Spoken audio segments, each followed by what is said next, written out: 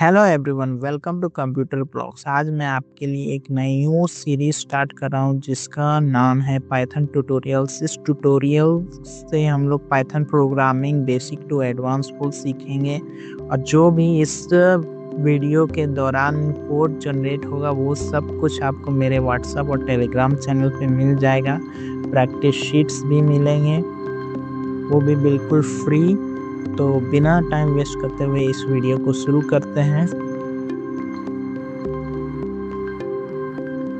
सबसे पहले जानते हैं पाइथन होता क्या है। पाइथन एक पॉपुलर प्रोग्रामिंग लैंग्वेज है जिसका यूज़ करके हम लोग मशीन को इंस्ट्रक्शन दे सकते हैं कि हाउ टू एग्जीक्यूट, कि आप कैसे इस इंस्ट्रक्शन पे काम करना है। पाइथन का use web development, software development और आर्टिफिशियल इंटेलिजेंस, मशीन लर्निंग इन सब में होता है।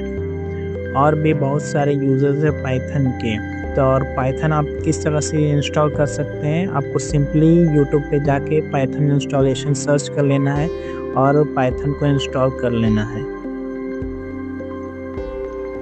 जब पाइथन इंस्टॉल हो जाए उसके बाद को कैसे चेक करना है कि पाइथन इंस्टॉल हो गया है, तो आपको सिंपली अपने कमांड प्रॉम्प्ट में जाके पाइथन का वर्जन लिख देना है, तो पाइथन का वर्जन आ जाएगा।